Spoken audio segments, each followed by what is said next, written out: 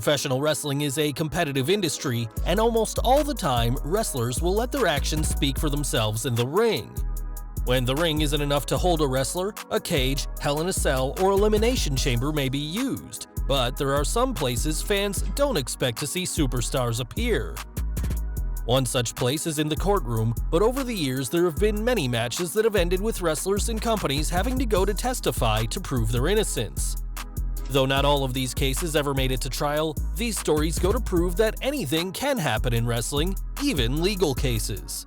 With that in mind, here are 10 wrestling matches that led to massive lawsuits and how the wrestlers fared out of the ring. Number 10. Cactus Jack vs. Terry Funk. Two hardcore legends, Cactus Jack and Terry Funk, are no strangers to pushing the limit, but on October 28, 1995, the two apparently went too far. Meeting just 3 days before Halloween at an ECW house show in Philadelphia's Viking Hall, the real-life good friends battle as mortal enemies, and at one point even used a flaming steel chair as part of the match. During the encounter, one fan tried to extinguish the fire by patting out the flames on the fuel-soaked towel that was wrapped around the chair, but this would lead to a lengthy lawsuit, as the would-be firefighter claimed that they had been burned during the incident.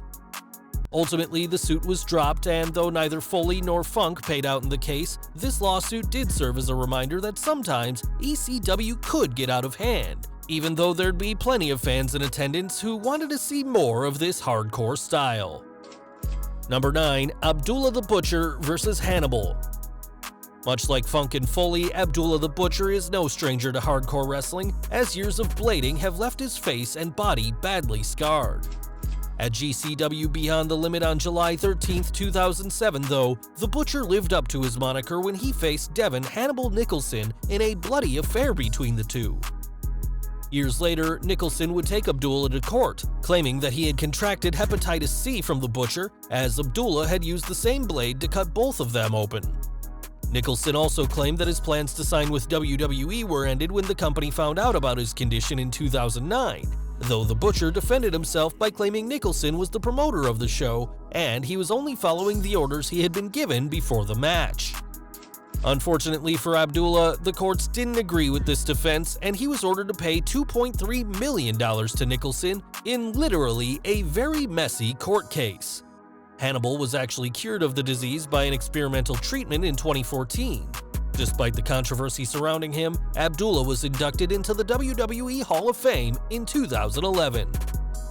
Number 8. The Gangstas vs. Devon Dudley and Mass Transit.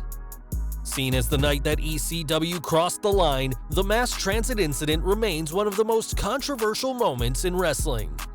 When Axl Rotten was unable to team with Devon Dudley on the November 23, 1996 ECW house show, 17-year-old Eric Kulas saw his chance to make it big, despite being underage for the show.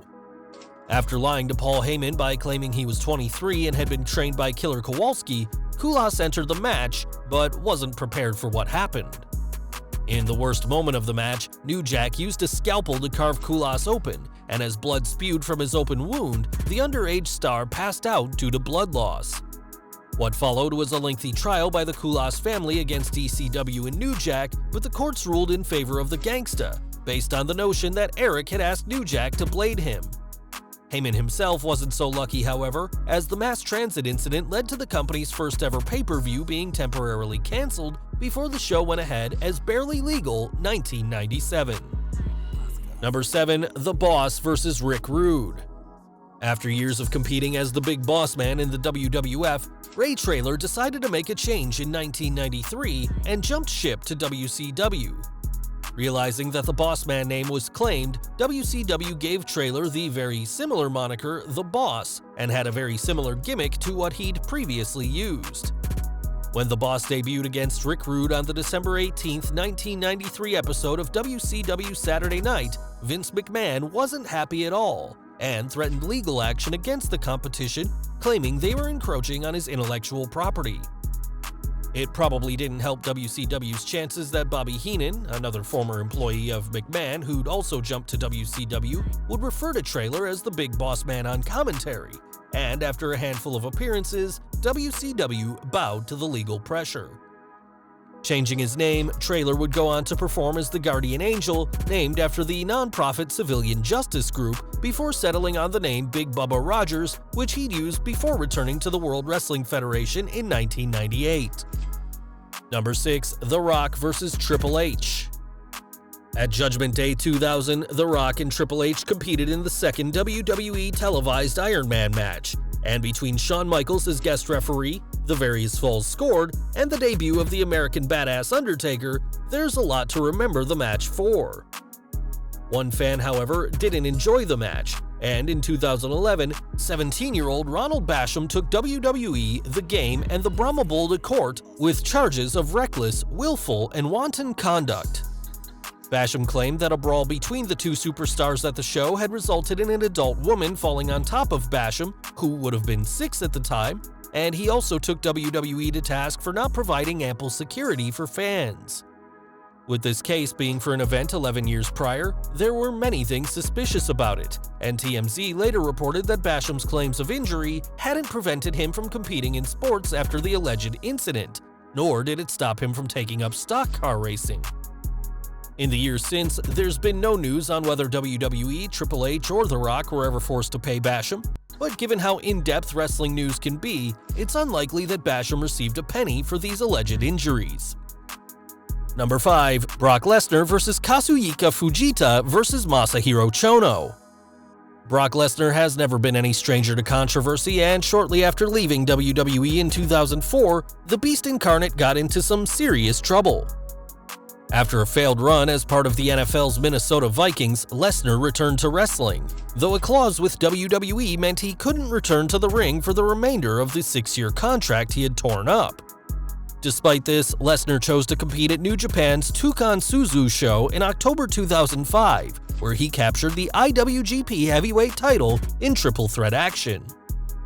This huge win quickly caught the attention of WWE, who took Lesnar to court for breach of contract, though Lesnar would defend by saying that the agreement in his contract was entirely unfair and filed a motion against WWE.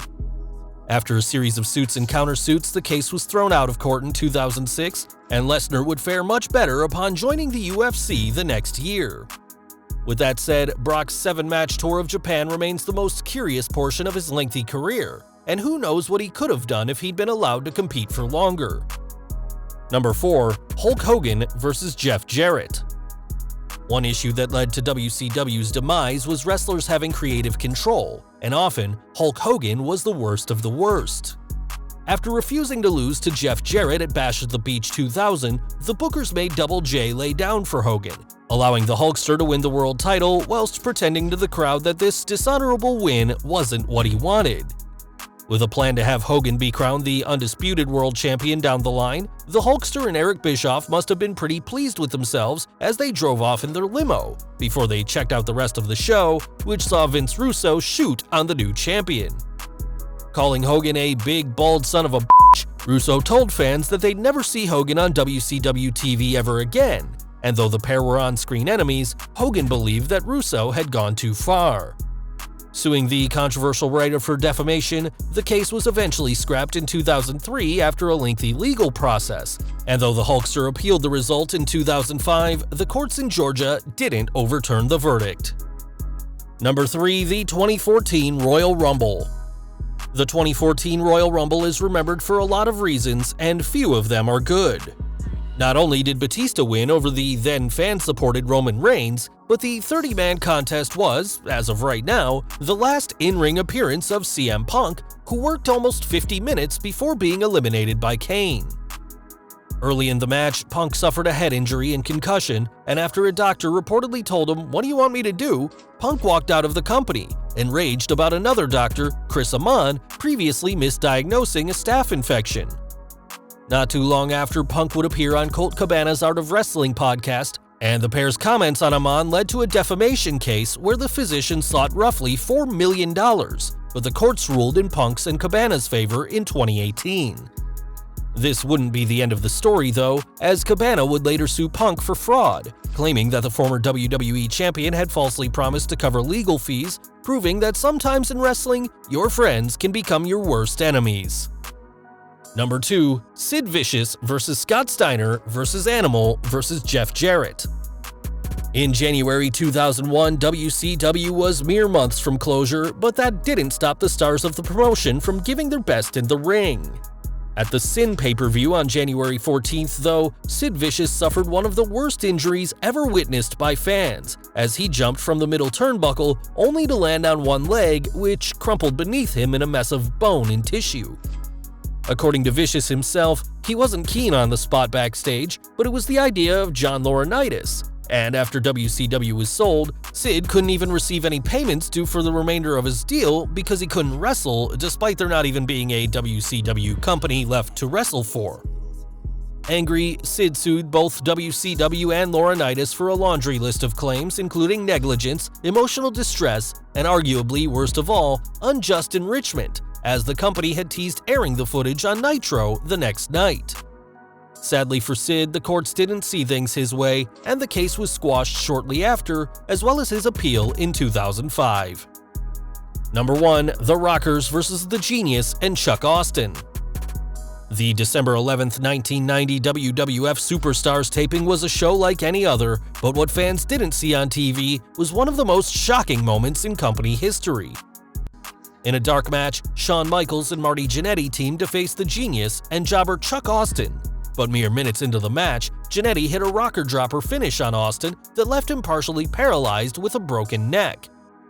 Suing the company and Jannetty in 1994 for negligence, Austin's case made big news in the media, as the jobber repeatedly spoke about not receiving proper training before the match from the quote, Monster Corporation before being awarded nearly $30 million in damages. When the World Wrestling Federation appealed this decision, the amount was later dropped to $10 million with the WWF settled out of court, and this case goes to show that accidents can happen to anyone in wrestling, even enhancement talent.